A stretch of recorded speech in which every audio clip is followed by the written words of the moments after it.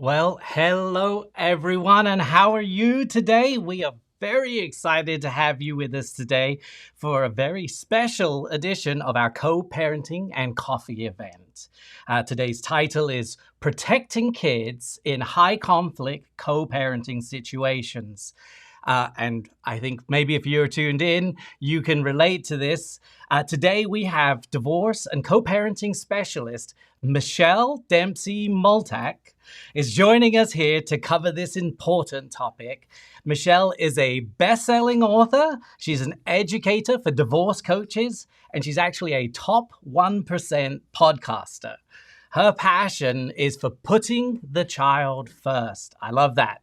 In the divorce process, it's while helping everyone uh, feel supported and empowered, and it makes her a very sought after coach by clients and the divorce industry professionals around the globe. So, thank you so much for being here with us this morning, Michelle.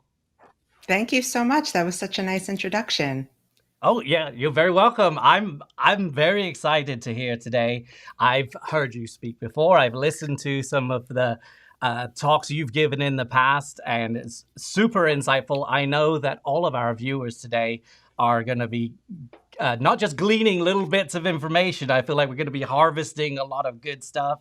I recommend if you don't have a paper and pen handy, get some notes because you're going to need it today. But today, Michelle's going to discuss how to protect your relationship with your children when dealing with a high conflict co parent. You may be able to relate. And specifically, like what your children do and don't need to hear in those situations, how to avoid potential alienation attempts, and the critical thinking skills that your kids will need to develop, and much, much more. But we'll also answer as many questions as you may have at the end after the presentation. But I don't want to delay this any longer. With that, Michelle, I'd like to turn it over to you.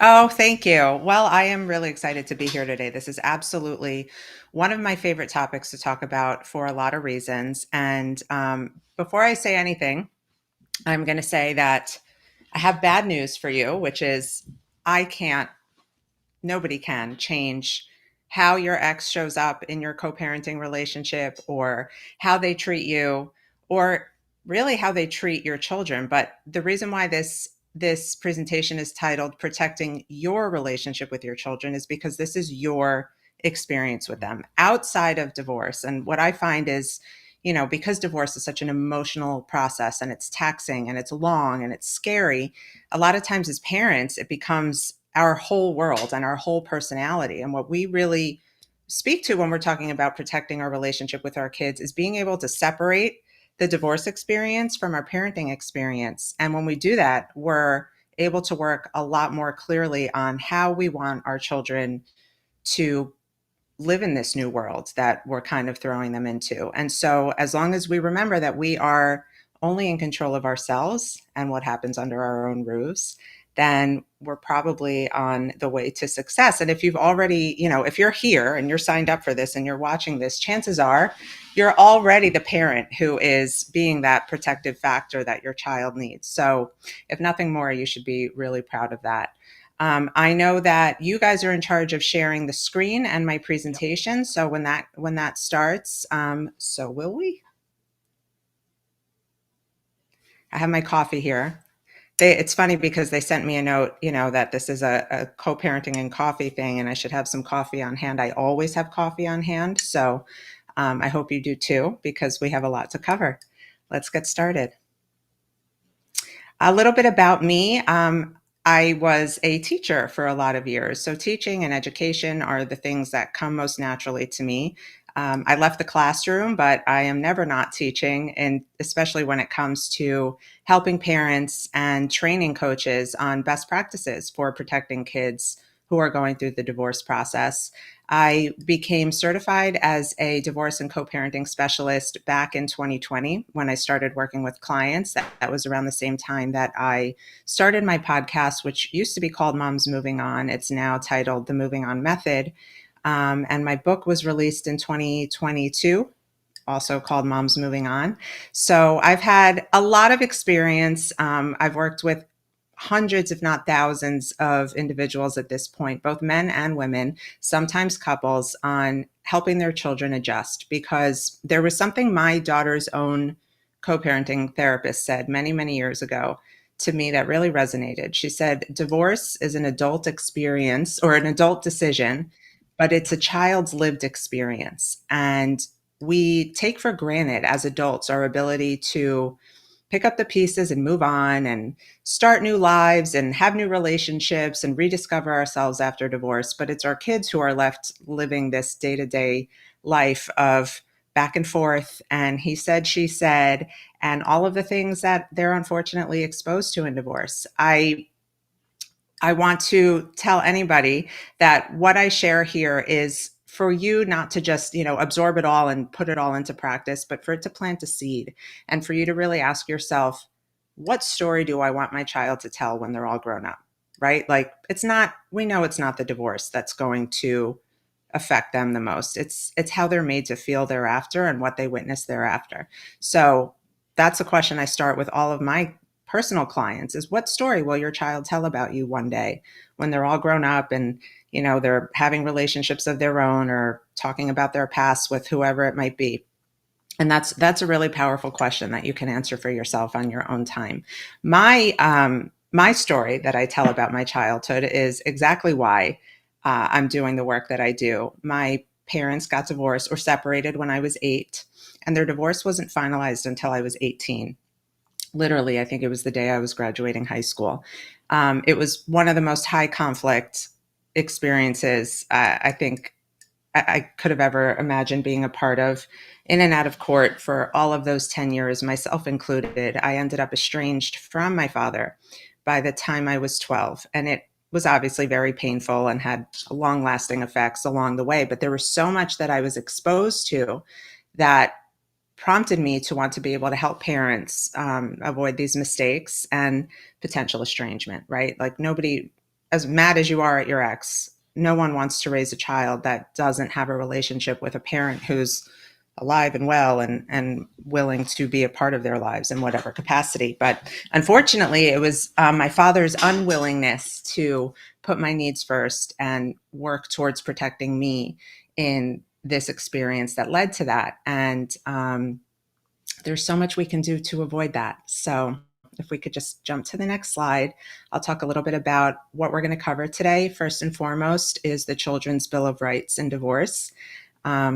Many, many years ago, again, when my own daughter went to therapy for her anxieties about the divorce, this was something that the therapist printed out for us. And I read it and I thought, man, had we not gone to therapy, we never would have seen this. And so many people don't. So I'm really excited to share that with you. We're going to talk about what high conflict really is in terms of how children perceive conflict and what feels scary for them. We're going to learn what our children need to hear and not hear in these situations. Again, from the fact that you can only control what goes on under your roof. And we're going to talk about critical thinking skills, which won't just benefit your child in the co-parenting realm, but their whole lives. And a lot of this ties in with helping our children build resilience and be able to handle adversity and also develop a strong sense of self despite difficult situations. Lastly, and this is a question we get a lot, is how to protect yourself and your children from potential attempts at alienation. That's a big, scary word, and it's a word that's gotten a lot of heat just because of how it came about and who coined the term. But unfortunately, alienation is real, or at least attempts at alienation. So we will cover that as well. And then we're going to leave time for your questions, which I'm really excited for because I love to be able to connect and get into what you really need help with. So we can just jump ahead. Please know that everything I share here is not to be taken in the place of legal advice. I love to share this information and hope it helps you on your journeys. But if you or your children feel that you're not safe in the care of the other parent, or you have a lot of concerns that go way past what I'm sharing, please consider reaching out to an attorney or your attorney or a mental health professional if your child is expressing severe anxiety or distress. All right, so it's a really overused term, I think, at this point, or maybe just because I've overused it at this point. I've said it till I'm blue in the face, but our goals as co-parents is to put our child at the center and not in the middle of the divorce. And a lot of people will say, oh, okay, well, I'm giving my ex 50-50. There. They're not at the center. They're not in the middle. They're at the center. They get 50% of me. They get 50% of them. But it goes so much deeper than that. It's not just about this percentage split that we throw our child into. It's about every aspect of how we show up for them. It's about whether or not we're willing to be flexible for the sake of their needs. It's about being willing to shield them from your feelings so that they don't feel the burden of carrying them as they try and adjust. So this really amazing thing that fell into my lap a few years ago was this Bill of Rights and Divorce that was put together by Dr. Robert Emery, who works with children.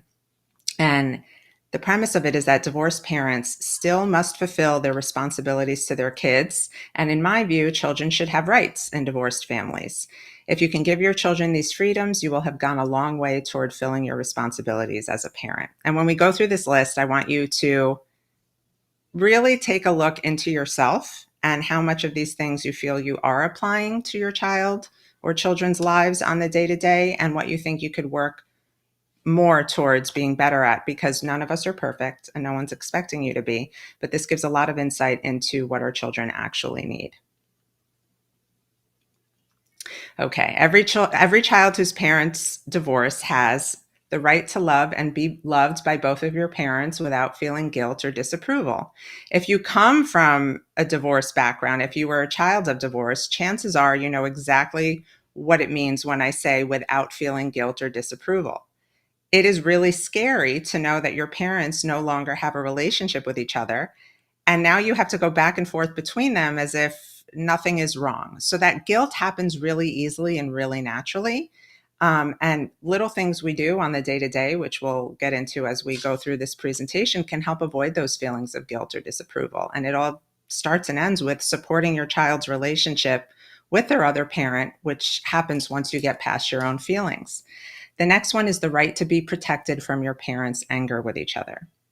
And when I talk about what high conflict behavior really is through the eyes of a child, you'll realize that there's a lot of small micro forms of aggression and anger that our children pick up on that we want to be really mindful of so that we don't come across as the high conflict parent to them.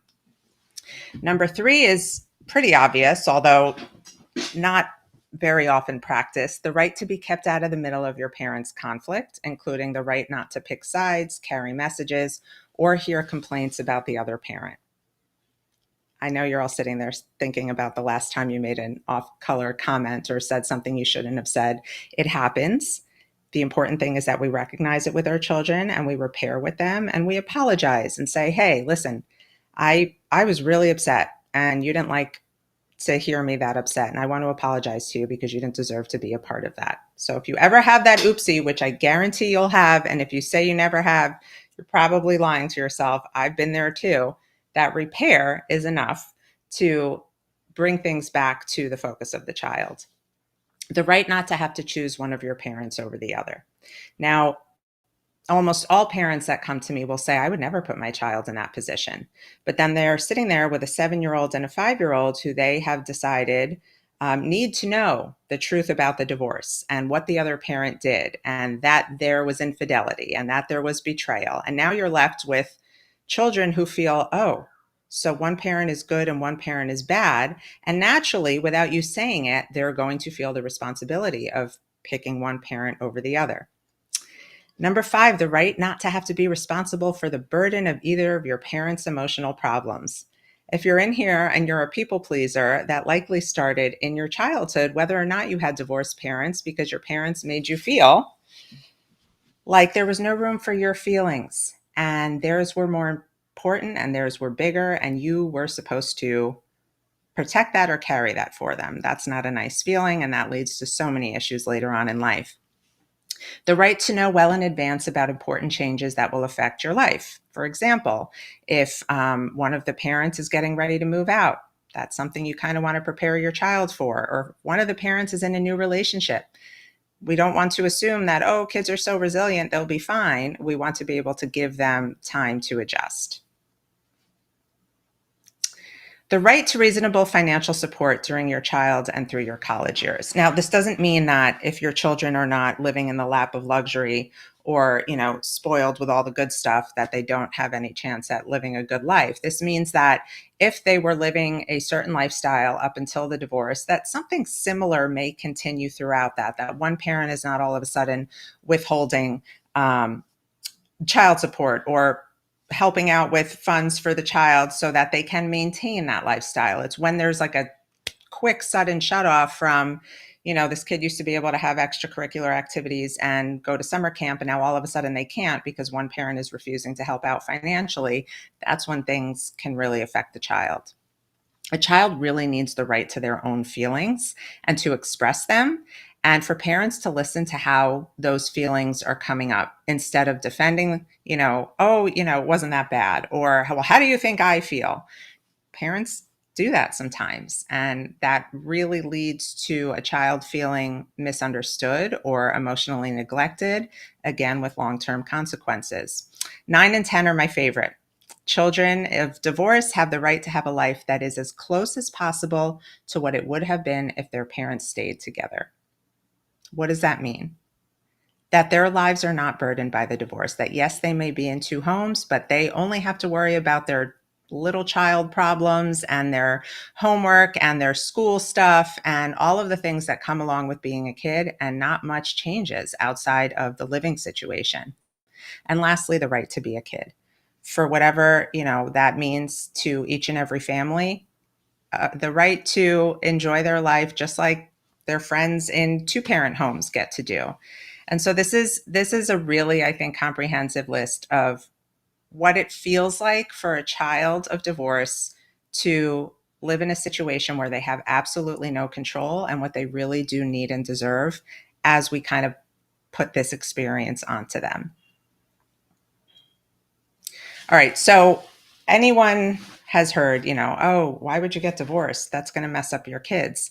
And I always, I always like to counter that with, well, what if your children grew up in a home where they witnessed tension and abuse and toxicity and fighting and the silent treatment and anger? What's worse for them? So the issue is that divorce isn't really what messes up the kids. And while there's certainly a change to the traditional family system in divorce, not all change is bad. Children are adaptable, and we put them in new situations all the time. And it's how we support them through those new situations that makes all the difference, right? Thankfully, more and more research points to what happens after divorce that can affect children more than the actual split. So it's not necessarily the divorce that's the issue. It's the lack of support surrounding that and the conflict that they're exposed to that's actually going to lead to the quote unquote messing up of the kids, or the long-term effects that we're trying to avoid. All my resources are linked, but I'm just sharing what it says here, that a major stressor for children after divorce is persistent conflict. In some families, intense anger and conflict is ignited by the separation itself and the impact of a highly adversarial legal process. And that, is often felt by the kids. No matter how much we try to shield them, we know now that the longer or more contentious a divorce process is, the worse it is on the child. But moving right along, post-divorce conflict had more adverse effects than did conflict in married families. And I always like to share that I work with a lot of parents who come to me for help on how to tell their children about the divorce.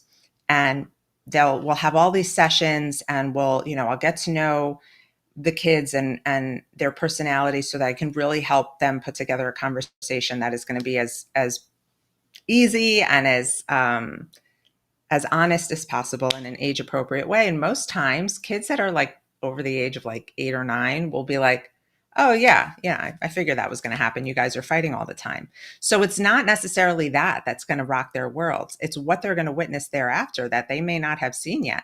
So high conflict is more likely to be destructive post-divorce when parents use their children to express their anger, or using their children as collateral. hostile messages that they're hearing or picking up on, tension, constant tension, during times of transition. That can be really stressful for the child. And without that, you're going to have a child that says, oh yeah, my parents got divorced, but I mean, it was cool. I got to see my dad, got to see my mom, or whatever the relationship dynamic is. And when they don't have the burden of all of that post-divorce stress, divorce just becomes a thing that they experienced. We can move on. All right. So, what exactly is high conflict co-parenting? Everyone with an angry ex tells me that they have a high conflict co-parent, and technically, a high conflict co-parent is often looked at as someone who's going to drag the ex back to court for every little thing. And yes, that is definitely a high conflict co-parent, and that's not something anybody wants, and that can put the whole family under a lot of stress. But without that legal piece, a high conflict parent is usually somebody who may or may not be personality disordered, who is having a really, really hard time moving past their feelings about the divorce or about the other parent. And if you're here, you're probably in that situation. So I know you know what I mean by this. But other signs of a high conflict parent are someone who is frequently engaging in like intense arguments, sometimes over nothing. Someone who has a really hard time making joint decisions with their co-parent, who will, use the term, well, it's just the principle, and that's not what's fair for me. And they're more worried about their own feelings and arguing their own points and being right in every situation than they are about the needs of the child. A high conflict co-parent will often undermine the other parent's authority, right? So child goes to the other parent's house and says, okay, well, at mom's house, I go to bed at 9 o'clock. And dad says, well, your mom's an idiot. What does she know about bedtime and sleep? You can stay up as long as you want. So someone who is constantly undermining the other parent. Obviously, someone involving children in conflict or using them as leverage.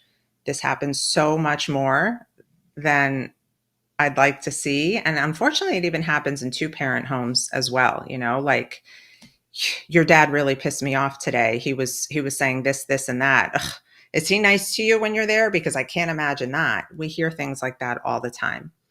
Lack of communication can also be a form of high conflict co-parenting. Withholding information about the child just because they're mad at you or they want to make you suffer. Being overly communicative and hostile, constantly texting, barraging the other parent with threats and accusations and questions that frankly don't deserve an answer. Someone who sits and just constantly blames the other person and is negative, no matter what the situation, no matter how kind or generous or flexible you're showing up to that person, when they're constantly blaming you for all of the problems in the world, that is obviously a high conflict co-parent.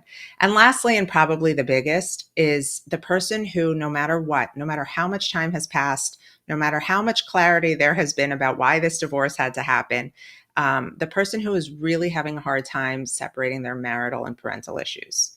Because again, like I said at the beginning, divorce can really take over your life. And if you don't separate that one thing, the adult decision, from the child's lived experience and what the child needs, it all becomes a big, ugly blur for the child. And what sucks is you, the individual who's watching this, probably can't force the other person to separate their issues about the marriage from what now has to take place in this relationship as co-parents.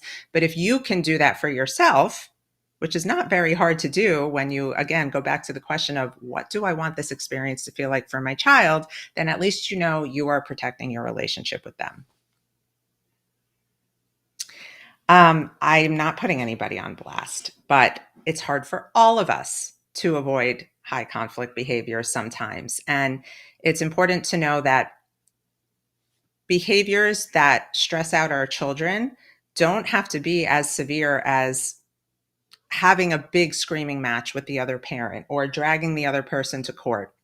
Again, it goes back to difficulty separating marital and parental issues. So, I'll have a client that comes to me who says, well, I'm not the problem, they are, right? Nobody ever thinks they're the problem.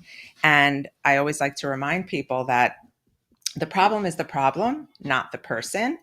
And this is important to remember in co-parenting, and it's something that I'm learning as I'm very slowly going through another master's program in marital and family therapy, is that the the person doing the thing was its own issue. That does not define their ability to be a parent or a good parent, and we can say, well, they did something bad, so how could they be a good parent? And while that might be true, it's also not our job to stand in the way of them being able to have a relationship with our child in whatever way, they show up for them. So this issue about the marital conflict and moving into the co-parenting space is the one that breeds the most conflict, because there's a mindset that people get stuck on, such as, they broke my trust, I can't trust them with the kids, or she ruined our marriage, I'm going to make her life hell forever, I'll make her pay, or he doesn't deserve any custody, he's a narcissist. And I know all of you have probably heard or said or thought something like this. And this mindset can lead you towards being more high conflict than you realize. And so it's important to note that if you have felt these things, or if you have thought these things, you are certainly entitled to your own feelings and emotions, but you can't let that stand in the way of the fact that your child will do much better having both parents in their life and them deciding for themselves what that relationship feels like to them, or who they feel this person really is. Because part of the issue in my own childhood was, yes, my father was a very high conflict narcissist, but we were never given the chance to work past that in order to have a healthy relationship, right? It was just this idea of like, he did all these bad things and you're going to know about them and you shouldn't, we were never given the chance to repair that, right? So the marital issues completely bled into my lived experience as a child. And nobody wants that. Nobody wants to end up estranged or alienated from a parent. And unfortunately, if you are the one with this mindset, your children will inevitably start to resent you. So you can feel these feelings, you can be as hurt as you need to be, but it really is important to separate them so that you don't inevitably come off high conflict. As I started to mention, children perceive conflict differently than we do. I'm going to share a little personal story here that lends itself to this, but I was just out of town in high altitude with my daughter, and she had a little altitude sickness, and she was feeling really dehydrated. And I'm more of like a healthy, crunchy mom, and I was just hydrating her with like natural electrolytes. And her dad, she called her dad, and he was saying that she needed Gatorade. And I'm not, no judgment to anyone who uses Gatorade. That wasn't something I wanted to give her. She wasn't feeling well. I thought it would make her feel a little bit worse from all the sugar.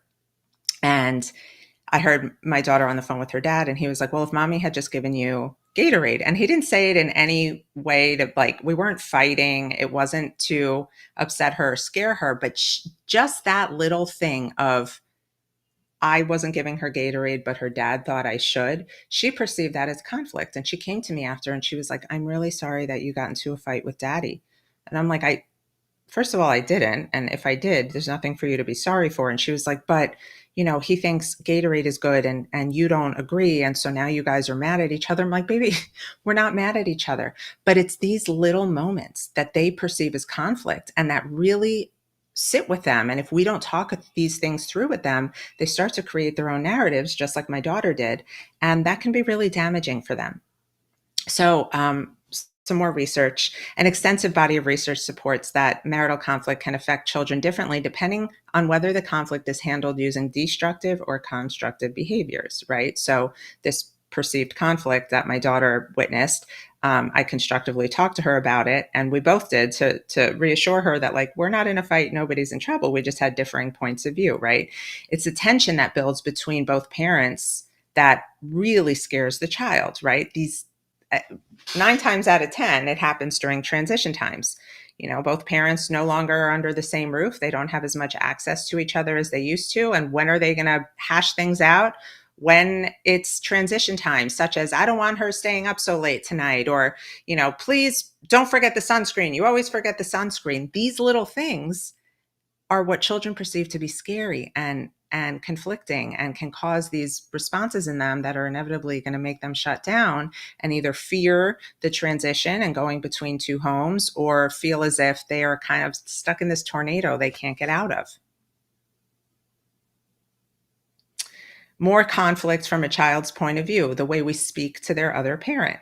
If my child even perceives the slightest bit of tone, I remember when I got divorced, separated when she was 2, and when she was 3 and 4, whenever she would hear her dad and I speak, she would always look at us like with her little eyeballs going back and forth to like read the room, to see if she was safe, to see if everything was okay. And she would always ask me after, "Mommy happy? Mommy happy?" She wanted to make sure I was okay.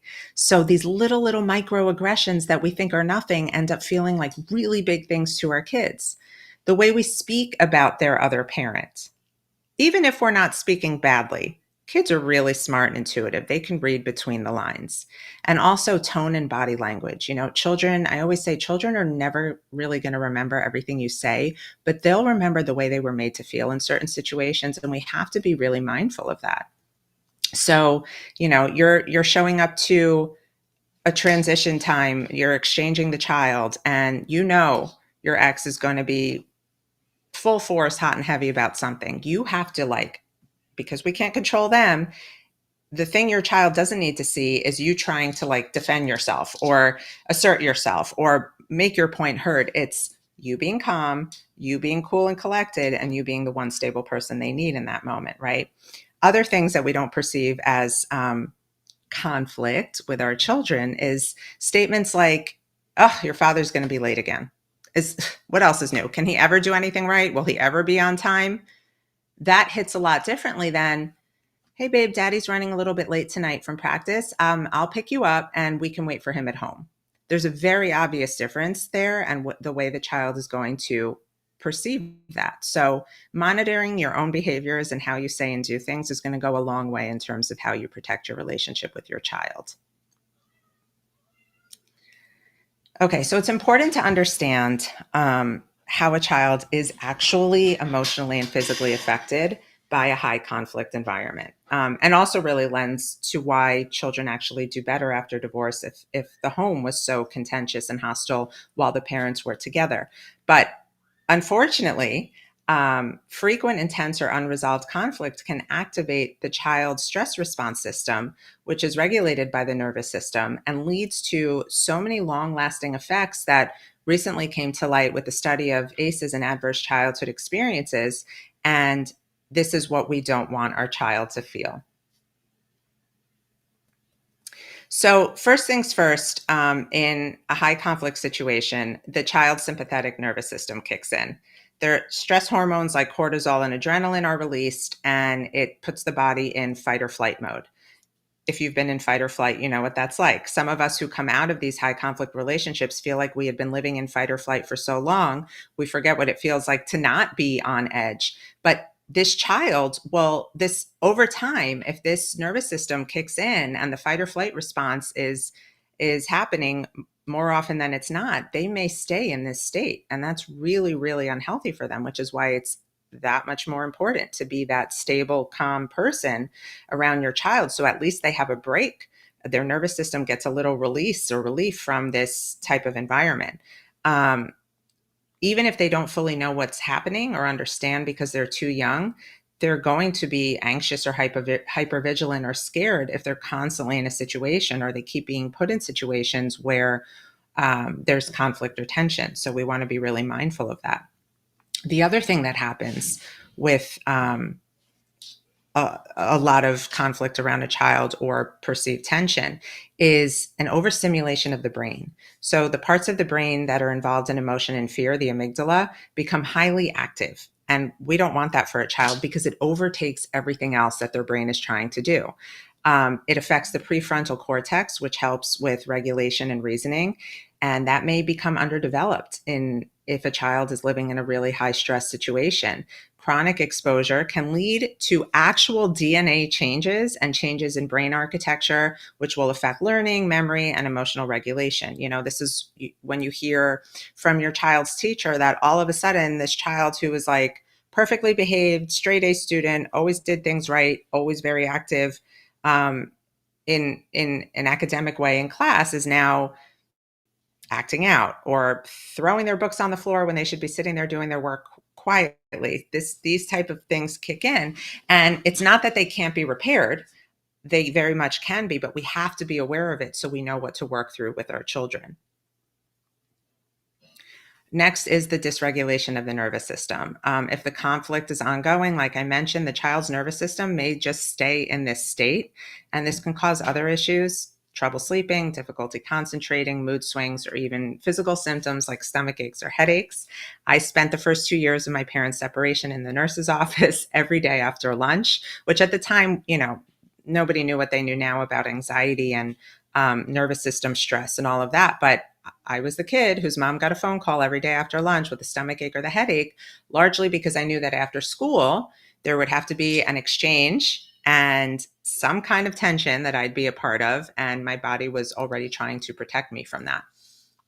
Long-term effects, way beyond, the here and now or next week or next month, can lead to personality issues, attachment issues, relationship issues for a child, where they have difficulty feeling safe or trusting others or regulating their emotions. I mean, if you just left a relationship with somebody who had a lot of childhood trauma that they didn't deal with, you know that a lot of how they behave now came from that. And we want to break these cycles and avoid making this a reality for our children. Over time, this is where ACEs, adverse childhood experiences, kick in, which can contribute to anxiety disorders, depression, attachment issues, and even chronic physical health conditions. I have a quick little video here that really explains adverse childhood experiences, not to scare you, but to preempt what we're going to get into next.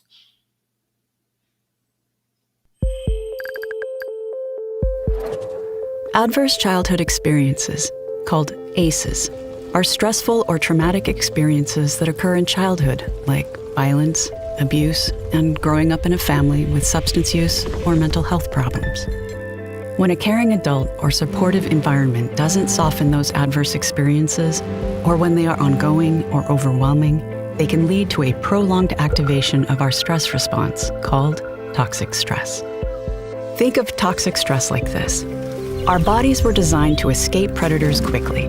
Imagine you're walking through the woods and you see a bear. Your brain signals your body to release stress hormones like adrenaline and cortisol. Your heart begins to pound and your body prepares you to either fight or run from the bear. And that's useful if you're in the forest and there's a bear. The problem is when children face threats to their physical and emotional safety, and this system is activated over and over and over again. What was meant to protect you begins to do the opposite and becomes damaging to your health, creating long-lasting wear on your body and brain. Children are especially vulnerable to the effects of ACEs and toxic stress because their brains and bodies are still developing.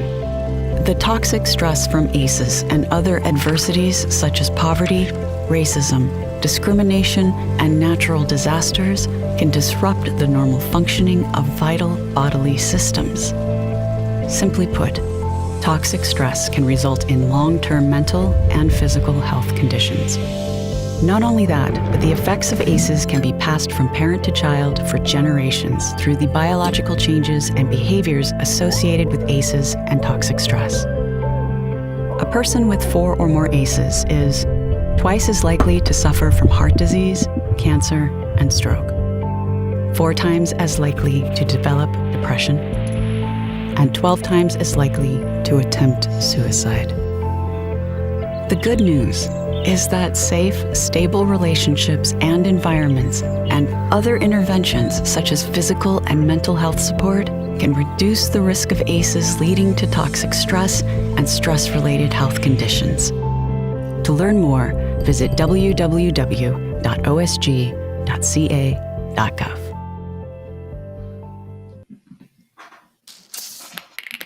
When it came time to take things to the next level, I knew. Okay, we can, yeah. It's a scary thing to watch, right? And now you're probably all thinking like down the line, like what is my child's ACEs score going to be? And maybe you're even thinking of your own. But this is the good news. Protective factors. So there are adverse childhood experiences and positive childhood experiences, PCEs. And the PCEs, when our children are put in these situations, but then giving supportive, loving environments and stability, this can outweigh the negative implications. So if you're sitting here thinking, oh my God, my ex is all of these horrible things and my child is exposed to this time and time again, you're enough, because Harvard Research Science recently, a couple years ago, put out an article about the fact that a child's ability to thrive despite adversity depends on the availability of at least one stable, caring, and supportive relationship between a child and an adult caregiver. It doesn't even necessarily have to be a parent. Maybe it's a grandparent, maybe it's an aunt or uncle, but this is the thing that protects a child through all of this. So again, if you're here, it's because you're really intent on being that one stable, caring, and supportive person. And you should be really proud of yourself, because that is enough. You know, I did not grow up with both of my parents, unfortunately, but I grew up with one really, really great one.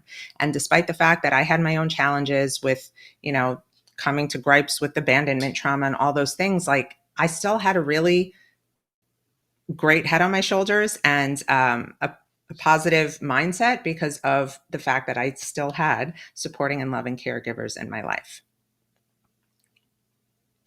Other protective factors for building resilience in your children and what is going to protect your relationship with them. If you are acting as the port in the divorce storm for your child, you know that you're creating an environment for them where there is consistency and routine. This is going to keep the nervous system calm and minimize the anxiety of not knowing what to expect. Something that's really helpful with this is when your child comes back to you from the other parent's home, that they know exactly what to expect, that there's not going to be like a whole inquisition about what happened in the other home and what did you do and what did you eat and what did your dad say and where did you go and why did you. Just a calm, consistent, stable routine, the same thing every single time they come back. When my daughter was really young and she would come back from her dad's house, and not that anything particularly bad was going on there, but it's a lot for a kid to go back and forth every couple of days. Think about when you come home from a long vacation, you kind of need a day to adjust. Even though I'd be so excited to have her back and want to like go to a play date or take her to see my mom and spend time with other family members, I knew that was not what she needed. She knew that when she got back, it was just quiet time at home. I would put on some music, we would color, we would watch her favorite show, and it was just something really calming for her nervous system to help her regulate. Emotional support is so important. You know, sometimes we think, okay, well, we're not saying anything bad and we're being good parents, but when we don't address what our child is struggling with, that can really lead to what can feel like emotional neglect. So acknowledgement of their feelings and support working through difficult situations that they're exposed to. You know, let's say they do see a fight between the two of you, or they are really upset about the way the other parent behaved. Talking to them about it, helping them cope, regulating with them. Co-regulation is huge. Sitting with them and being in those feelings with your child for a minute so that they know you really understand and you're there to listen and not judge and have an age-appropriate conversation with them about it goes a really long way. Therapy. I'm all about therapy all the time. I mean, I have different therapists for different parts of my life. And though my daughter's not in therapy anymore, there was a period of time where I felt it was really going to be beneficial to her while she was trying to adjust and understand these two very different worlds that she now had to be split between. So providing this for your child, constantly reminding them that you're there to help them with their feelings, they're not there to help them with yours, is really going to go a long way towards protecting your relationship with them. A sense of purpose or mastery. I can't even begin to tell you the confidence that comes from a child having this idea that they're really good at something. You know, maybe it's their extracurricular sports clubs or activities, somewhere where they have a healthy outlet for expression to build their self-confidence. And also, this goes back to the Children's Bill of Rights, like letting kids be kids. This really helps protect a child's sense of self and help them become more resilient despite the difficulties of divorce. Somewhere I noticed that my daughter really thrived, and it was probably one of the best things I could have done for her, is going to overnight camp, sleepaway camp. And I was terrified to send her. I thought, this poor kid, you know, she's going to be away from her parents for weeks. She might be homesick. Being able to go and live a life just like any other kid and not have to go back and forth between two homes every 2 to 3 days. This was incredible for her to build her resilience and self-confidence. So giving children opportunities to live a childlike life outside of their co-parented experience goes a really long way too. Obviously, less exposure to conflict and age-appropriate communication. This doesn't mean I'm going to take the details of their other parent's affair and use childlike words to explain it. It means being age appropriate in a way that a child can process things without knowing too much, reassuring them that the conflict is not their fault. It helps reduce the confusion and guilt and will lead to them trusting you more. So this is the biggest thing that I want you to take away from this is how to talk to your kids about the high conflict experience, right? Because we can't pretend it's not there, but we also don't want to throw the other parent under the bus. And there's a really fine line to walk here. And I always say, when I talk with other industry professionals or my close personal friends, I feel like I'm always walking the line between acknowledging my daughter's feelings and validating them, and also getting her to see a different perspective. So we're not just saying that the other person who said something or did something is bad, because we don't want our children to have that black and white mindset or that wrong and right mindset that maybe their difficult other parent has, right? So Bill Eddy, who is the founder of the High Conflict Institute and basically my guru for all things high conflict, he's written amazing books, one of them called Don't Alienate the Kids, which I think is probably the best book for any divorcing parent to read. He teaches what's called the 4 big skills. And these skills are to help your child navigate the high conflict experience. And it also gives them really incredible skills to use in their own lives as they face adversity or conflict, maybe with peers or in the workplace when they get older. So you should never use the term high conflict around your child. Like, oh, sorry about mom or dad, they're so high conflict. That's not what we want to do. But what we want to do is take the behavior that they've witnessed and get them to look at it in a way that helps them understand that, no, this is not right, but it doesn't define the whole person. And it certainly doesn't have to be the way I behave or react. And these skills are flexible thinking, managed emotions, moderating behaviors, and checking in with ourselves to make sure that we're using these skills regularly as we come into more and more difficult situations. Putting these into practice, I'll use the example of mom, dad got really mad when I told him we went to the beach last weekend. He said, you're always making bad choices because the weather wasn't great. And he called you a mean name. So right away, you're going to want to defend yourself. Well, like, what does dad know about the weather? And I'm not this because he's that. And how could he say that? This is not the time for that. This is a time to step away from your ego, which is going to be really activated in this moment. And where we encourage flexible thinking is by showing our child that, okay, yes, your dad had a reaction to this. And remember that some people have a harder time managing their emotions when they're upset than other people. When you're ready, let's do some flexible thinking about ways you might deal with situations like that in the future. If someone gets really upset about something you did, but you felt you didn't do anything wrong, right? Like, how would we handle that in the future? In the meantime, we can manage our own emotions, even though some people can't when they get upset, right? And so right away, this shows the child that, yes, this was a big reaction, but you're not inserting yourself to defend your behavior. You're just acknowledging for them that this was an emotional reaction that probably didn't feel great, and that in the future, there may be people with big reactions that they may not understand. And what's important is that they can just kind of manage themselves and not take it upon themselves to manage the feelings of the other person. The next is managed emotions. Dad was really mad that we went to the beach and then it started to rain. Would you say he was managing his emotions? No, he was really upset. Did he seem to get what he wanted from that? Like, once he got upset, did it make him feel better? No, he didn't. So how do you think he could have used his managed emotions to help solve this problem? And this is where the child would say, well, he may have been upset that we went, but he didn't really need to yell about it. Maybe he could have just talked to you about it separately. So this isn't telling the child, your other parent sucks and you're not using this opportunity to defend yourself, but it's helping them understand how they can solve problems in the future without having big emotions or using anger as a tool. Moderating behaviors.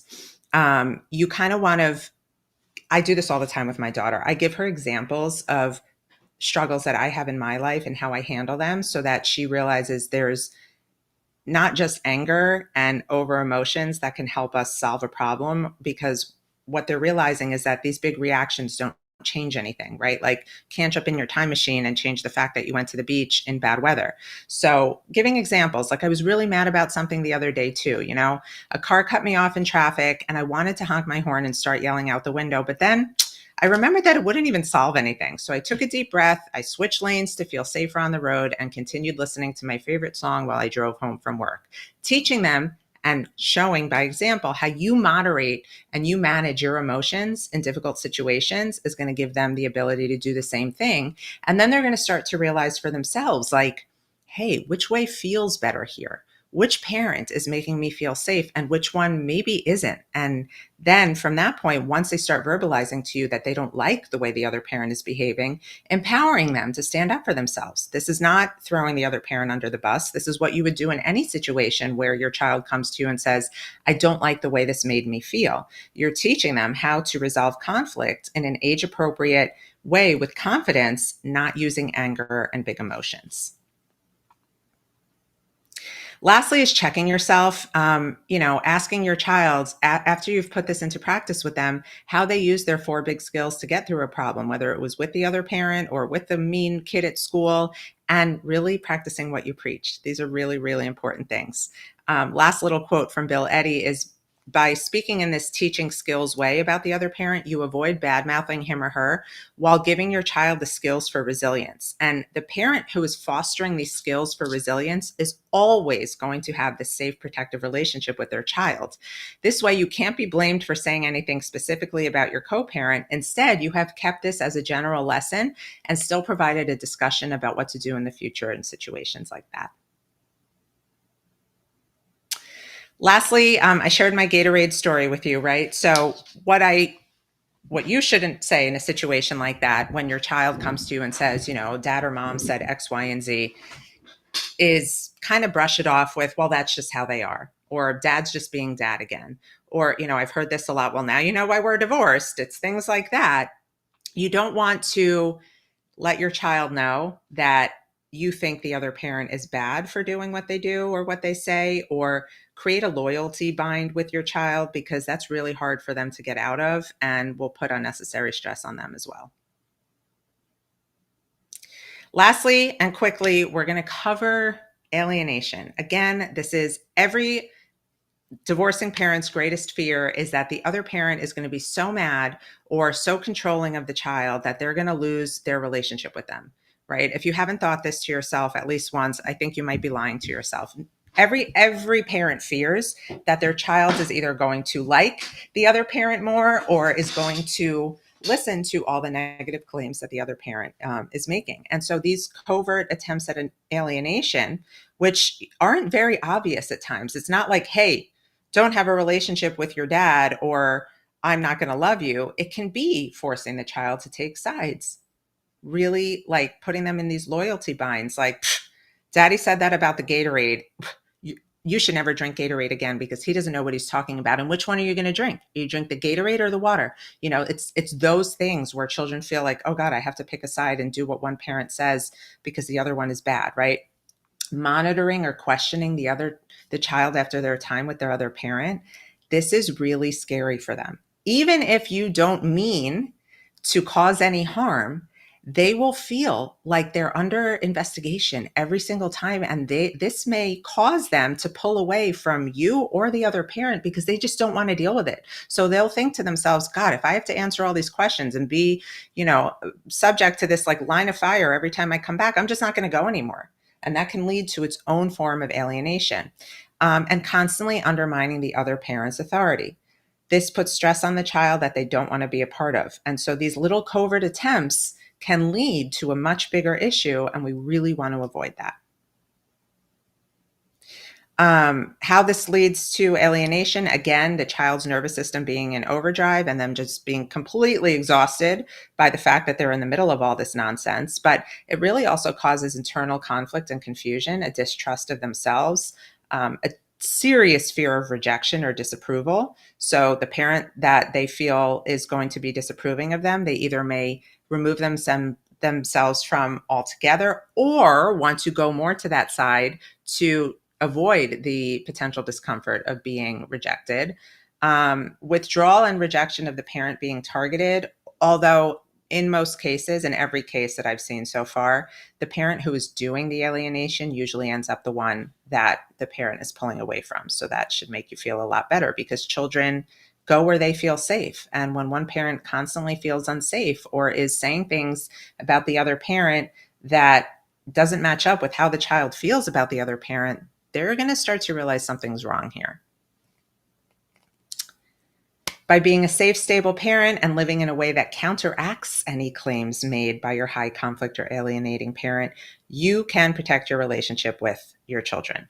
Children remember how they feel, not what people say, right? I can tell my daughter 12 times not to climb on the coffee table. It's not until she falls off and hurts herself that she's going to realize she shouldn't have done that, right? So how you make your child feel, how you protect them is everything.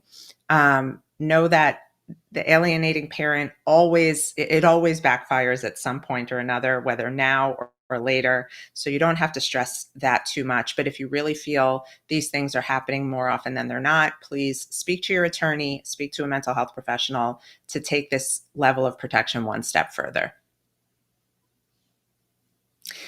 Please ask yourselves, after digesting all of this, does my child need more help? Can I put these things into practice and have it be enough? Or am I really concerned that they've already been exposed to too much and I need a little support walking this back and working with them and making sure they're okay? Familiarize yourself with typical versus atypical developmental behaviors. I do a lot of work with clients around how divorce affects children at every age, what they should look for and be worried about, and what is just like a typical normal reaction. If their behavior or emotional state is disrupting their daily life, they can't function at school, they are hurting their classmates, this could be an indication that they need more help. And, seek out support via therapist or school counselor. If you are at odds with your co-parent about taking your child to therapy, which happens in many, many situations, usually when that person is high conflict, the school counselor is your greatest secret weapon. Every school has either a psychologist or a social worker that is there to help support the children when they're going through tough times. Reach out, say, hey, I want my daughter or son to go to therapy, but the other parent is just not complying and I'm really worried about them. Do you mind doing a little check-in with them now and then?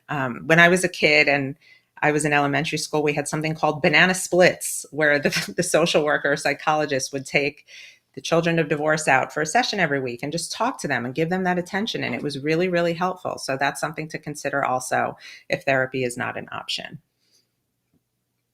Thank you. We're going to move into the question and answer portion, which I'm really excited for.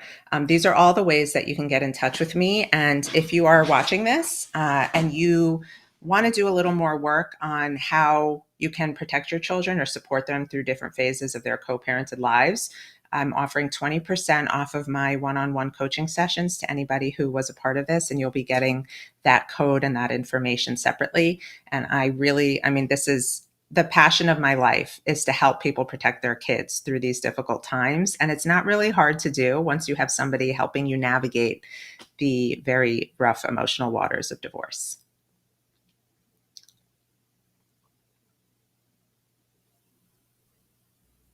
Excellent. Wow. I took so many notes. I'm glad. So much to digest in such a short amount of time. And I see we've got so many questions coming in already. Some of the stories are, of course, heartbreaking. And I just want to say thank you for sharing your wisdom with us, sharing your knowledge, and also your experiences, and for being so transparent and to talk about that. And also for the advice that banana splits, that's a lot cheaper than therapy. I like this one. So, yeah, no, that's having been a teacher, I realized that type of support in the schools was often really underutilized, because parents didn't realize that, this is also a trusted person. Just because they're not in a therapist's office, they are still with a professional who can help their child through something. So it's always a great resource to take advantage of. Yeah, because and that was such a profound statement about it being an adult decision, but a child's experience. And what you said there about how children perceive conflict very differently than we do as adults, I think that is so hard for us to remember because it might seem like a small tiff or something, but it could be stirring up all kinds of emotions. Now, one of the first questions that we got came in was asking specifically, do you have any subtle differences or nuance to your advice for parents who have children or who have diagnosed ADHD, or if they're on the spectrum, or they have anxiety issues, or if the children do? I mean, I think the advice and guidance I've given is pretty universal, but when your child is already struggling with ADHD, or they're on the spectrum, or they have maybe a behavior issue, oppositional defiant disorder, whatever that is, it is likely that you will see an increase in these behaviors.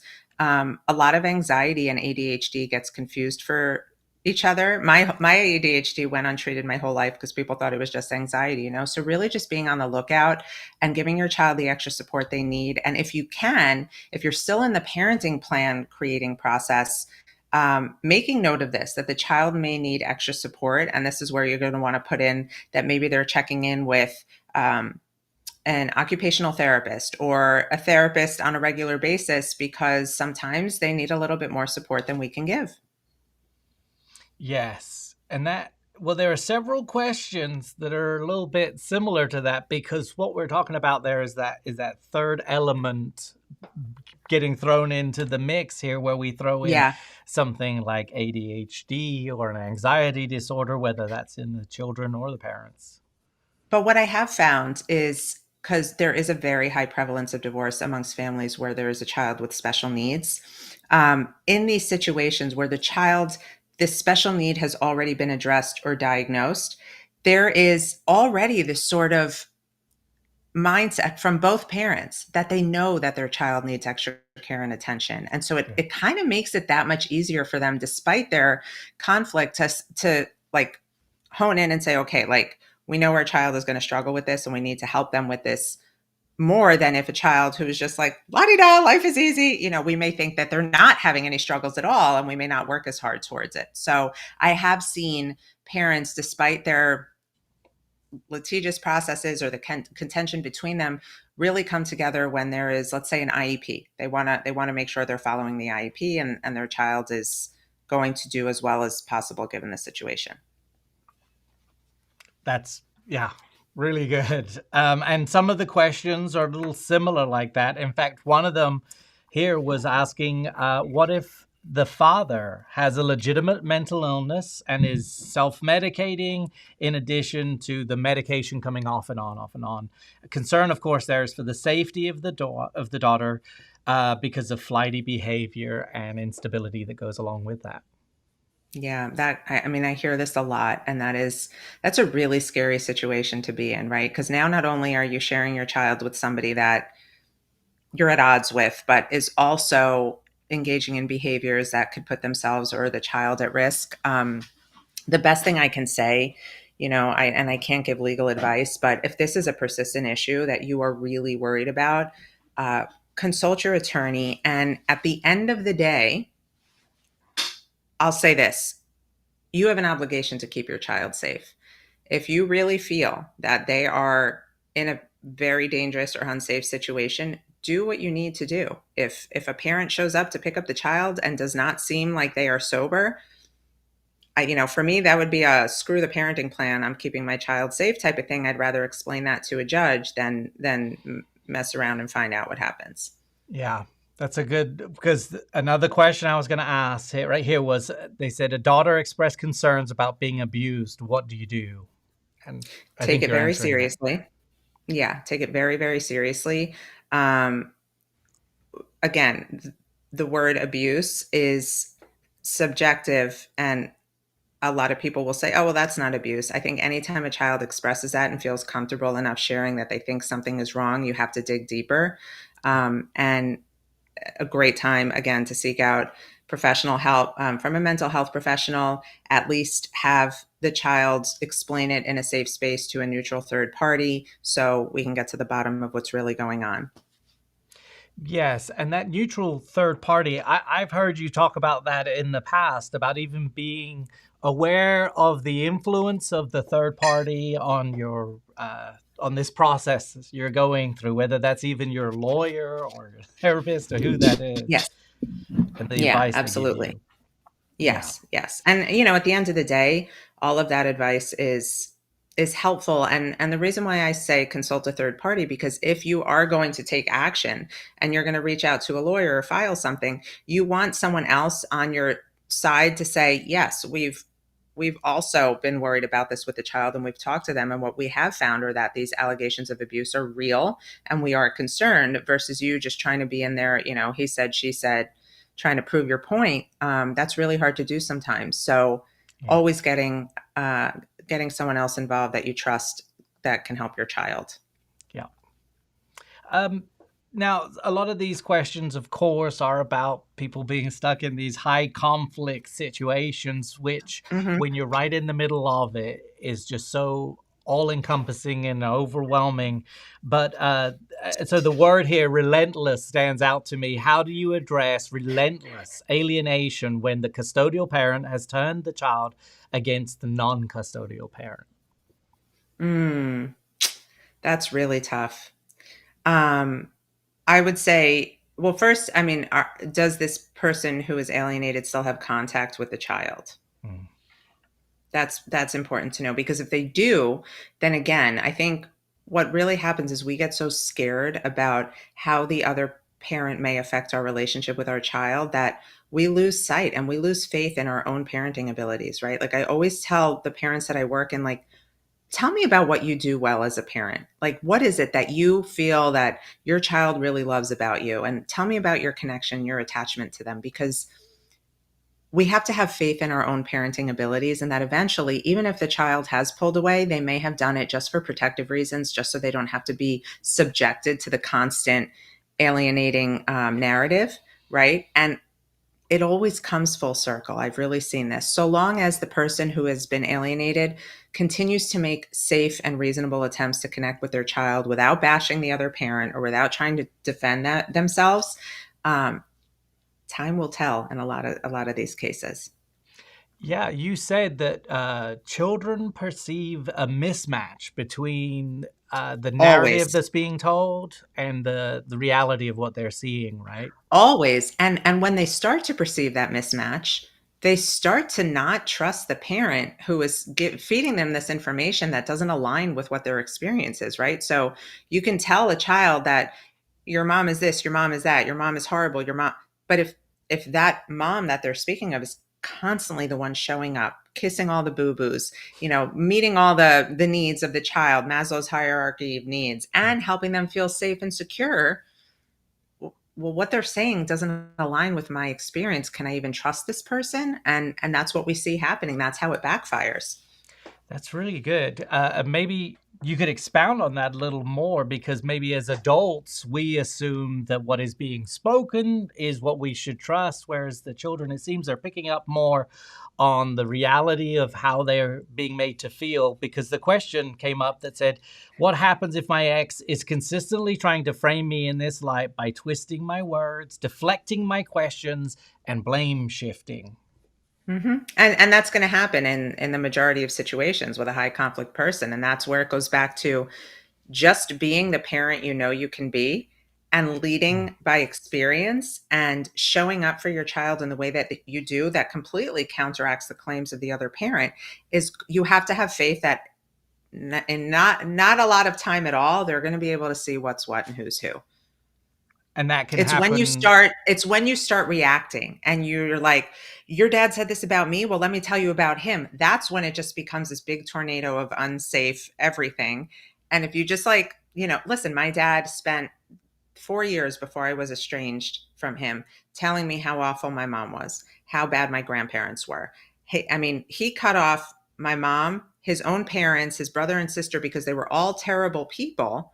It wasn't until I must have been 10 when I realized, like, could they be the problem or is he the problem? Because he's saying all these bad things about them. They love me, protect me, talk nice to me, make me feel safe. And then I go there and he's saying all these things and I feel really unsafe and sick all the time around him. Like the child's nervous system knows and will eventually, it'll become clear to them what's real and what isn't.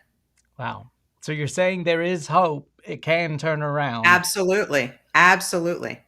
I think that's very encouraging for a lot So of the long people as you that are remain, so long as you remain the protective parent, right? So long as you're not feeding into the behavior or, you're not reacting in a way that's going to create like a self-fulfilling prophecy, right? Like your mom is such a crazy bitch and then you start acting like a crazy person because you're so mad that they're saying this, then the child's like, huh, okay, maybe she is crazy, right? You just stay the course and you use those critical thinking skills that I talked about. Hey, listen, why may they have said that about me?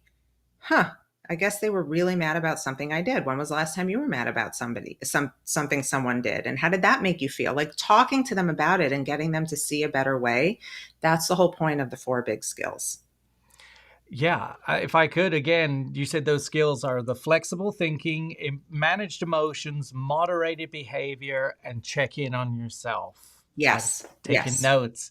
Yes. And if you go to the High Conflict Institute website, there is so much more on the 4 big skills that you can, I think there's a downloadable course that you can watch if you really want to learn more about it. But also, Bill Eddy has so many books on this. Don't Alienate the Kids, like I mentioned. I have it sitting right here. It's always on my desk, is one of the most important books that you can read when you are trying to protect your relationship with your child and avoid alienation. Yeah. What about, this is an interesting question because the relationship or the alienation side of it changes sides a little bit, because this question is how to deal with the other parent forcing children to make weekly phone calls when the children don't want to speak to them because they don't feel comfortable talking to the other parent. This is really hard. And I think it's hard to answer this without more context, but a lot of times I have seen children shut down when it comes to having to call the other parent just because they feel uncomfortable about how the present parent is going to react or feel about the fact that they're calling the other one, or it could be because the other one starts questioning them. So there's so many reasons why this could happen. And if it is written in your parenting plan that these calls have to be made, I would, again, depending on the age of the children, there's so much I don't know here, but hey, listen, you may not want to chat. Sometimes I don't want to chat on the phone, but just give them a call, see what's up. If the conversation feels uncomfortable for you, you have my permission to say, hey, listen, I got to go, right? But encouraging it. Our job is to encourage the relationship, not be the glue for it, right? So like encourage it, and then what the other person does or doesn't do is on them, but you never want to be the one who's like, yeah, screw them, don't call them. You want to encourage it to a point and not push them past the threshold of their comfort levels, but also maybe get behind why these conversations are hard for them. Something I realized is that my daughter has much longer and more enjoyable conversations with her dad when I'm not around. Like I leave the room, I hand her the iPad or the phone, and I'm like,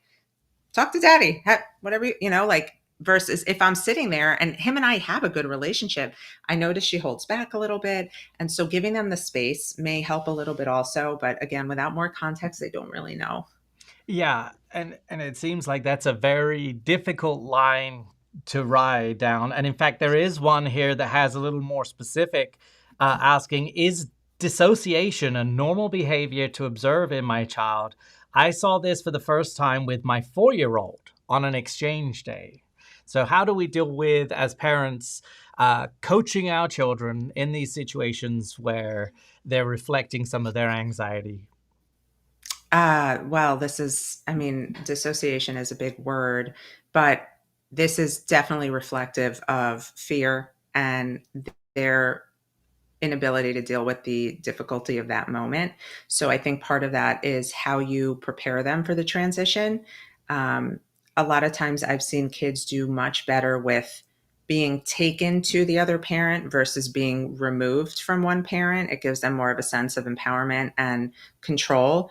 And talking to them about it. Hey, I noticed, last time we were going to daddy's or mommy's, you started to shut down or not want to talk, or what was that about? Really kind of uncovering it for them and creating a routine around the transition that feels safe and comfortable for them, making it really consistent so they know what to expect. Because a lot of times it's when they don't know what to expect that really freaks them out.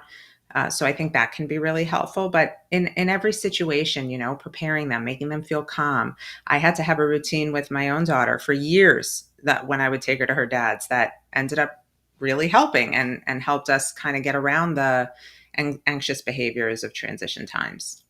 Yeah. And that sounds like the both flexible thinking and managed emotions are the key traits Managed right there. emotions. Ooh. It's so hard, and I don't want to discount this for anybody. Like, if it's not hard enough to get divorced, then it's even harder to deal with somebody who's high conflict. And then we're left with the biggest burden of all, which is being the one reasonable, sane person when everything feels so difficult and scary. It feels like a lot of people will say it's just so unfair that I always have to be the sane and normal one. And I'm like, it feels unfair, but think about how your child is going to be able to reflect on their experience with you one day. It'll all be worth it. Man, you kind of set me up there for this next question that came in. It's perfect because my son is 2.5 years old, is clearly struggling with the transition. So, in your opinion, what is the best way to support a child that is so young to set them up to have resilience later on growing up?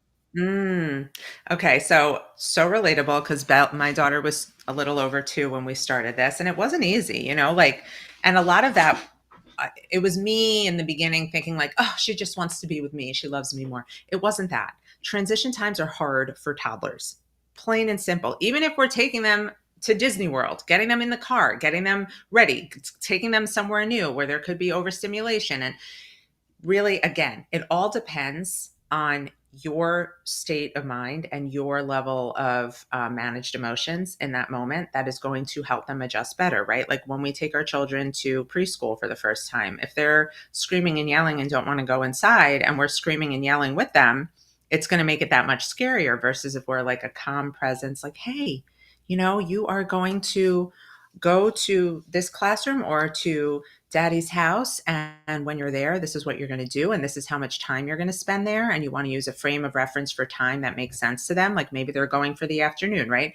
You're going to be there for 3 Miss Rachel episodes, right? And then they understand time better because they don't, like, the world is so open-ended for them. And we take for granted that they have no concept of time or what things are going to feel like, and sharing with them ways that you are going to be feeling connected to them when they're not with you, right? Like, even though you're going to be at daddy's when you're not here, what I'm going to do is I'm going to clean your room and I'm going to make sure all of your stuffies are taken care of. And you said you wanted me to get you that toy, so that's what I'm going to do. Like just kind of reflecting back to them that the world is still their world and what they're used to, even if they're not a part of it for a little bit, really helps. And lastly, the biggest one for us that really helped with the difficulty of transitioning a toddler between 2 homes was switching from her dad picking her up from my home, right? So like she would come home to my house after school or daycare or whatever, and she'd get comfortable. She'd be playing with her toys. She'd be in one environment, and then her dad would come and remove her from it. And that for a child can feel very scary versus empowering the child to walk into a situation. So we switched to me putting her in the car. We'd play the same song every time on the way to dad's, and I'd get there and he'd come out, and sometimes I'd come in, and we'd make it more about like engaging versus like just dropping the package off. You know what I mean? And that helped a lot. It's amazing. Something so small and nuanced would have that much of an impact on the child, just on where the transition is happening, to completely change the mindset for them. Yes, Yeah, absolutely. that's incredible. That's really good advice. A question we got here is, what if the other parent is refusing to be respectful, even on talking parents video calls, just being rude, disrespectful, and that way in front of the kids? Do I voice my issue with that? You can, but then you have to ask yourself, like, what is the end result here? Is me telling them that they're being terrible going to result in them having self-awareness and being great? Because chances are that's not the case. And if it were, you might have still been married to them, right? So just knowing that you can only control what you control and deciding for yourself, like taking your power back. Sure, they're being relentless and aggressive in their communication, but what do I even need to respond to? Do I need to respond at all?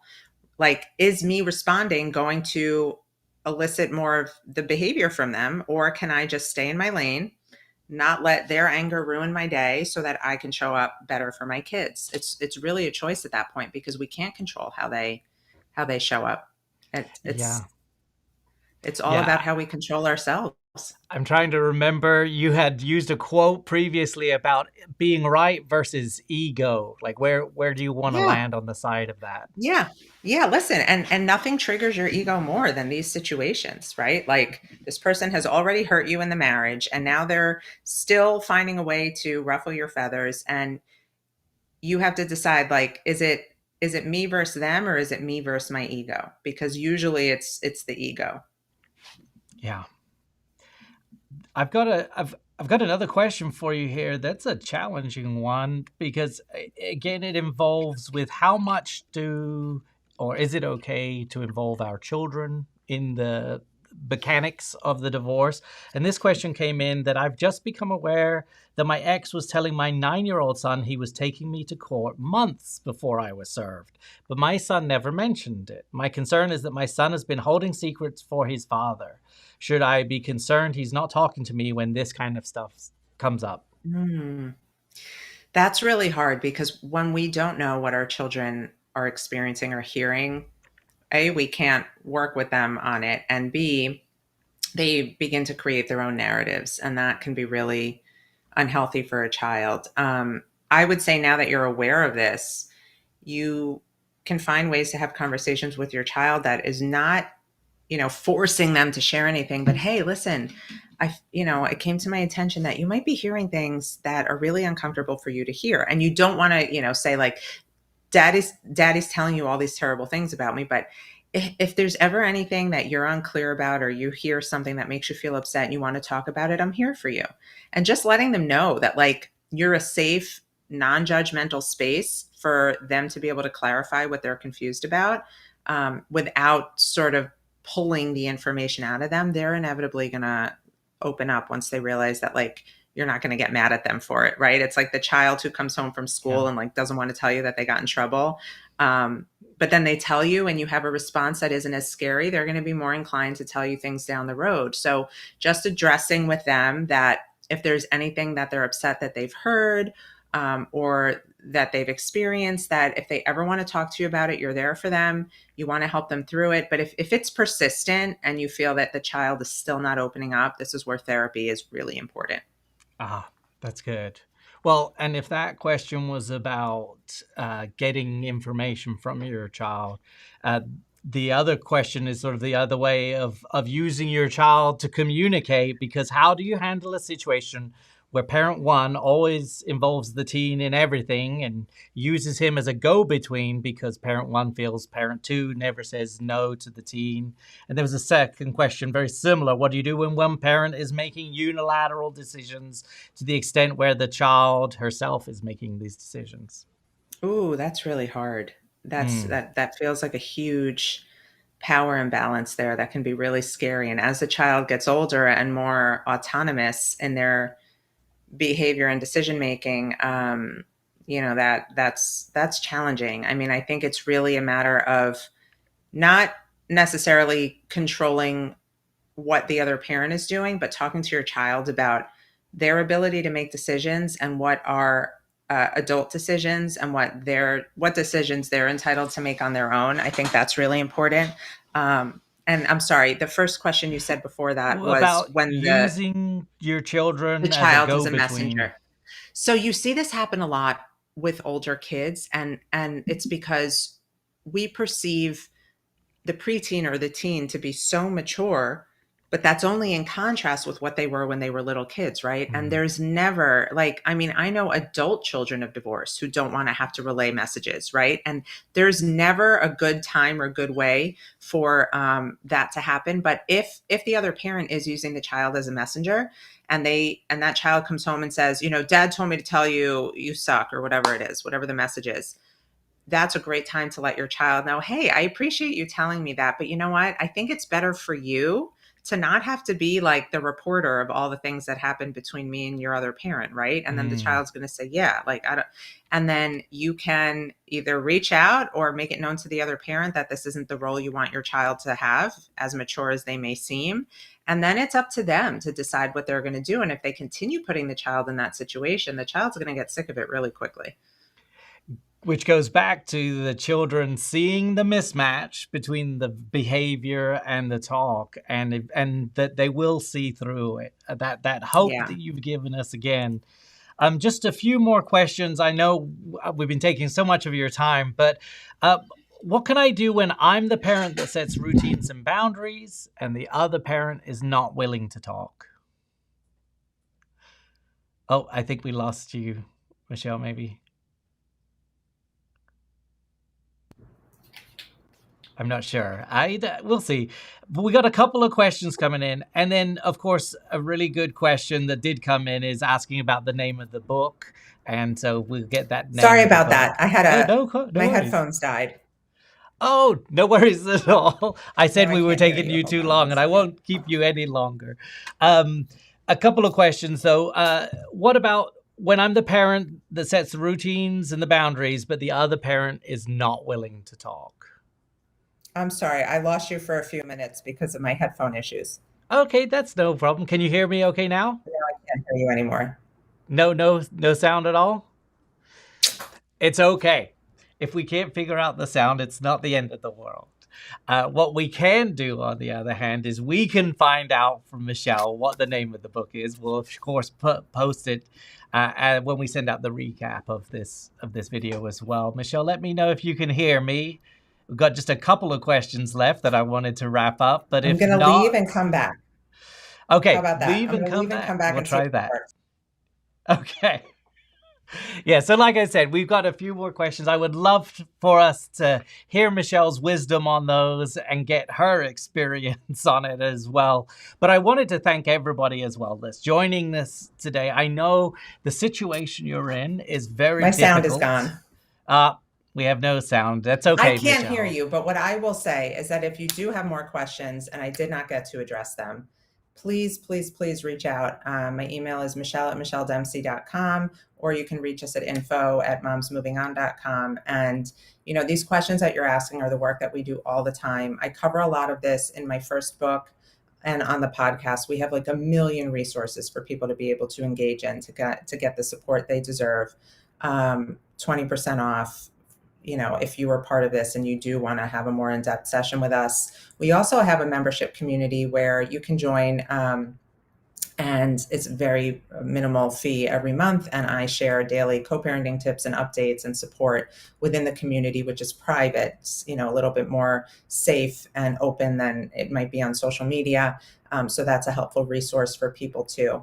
But I just want to say that if you were here, even though I can't hear anything anymore and I don't know why, you're already probably doing way more than you realize in order to protect your relationship with your children. Just always remember to respond and not react, right? Like respond to your child's questions or claims or issues without reacting from a place of ego or emotion. And this is going to help a child to feel a lot safer in your presence and trust you way more than the other parent may be allowing them to. Yeah. Well, thank you, Michelle. Again, thank you for the hope that you give us that these things can be turned around. And that thank you, guys. Sorry about the mishap. So, and thank you to all of our viewers, and we will see you again soon.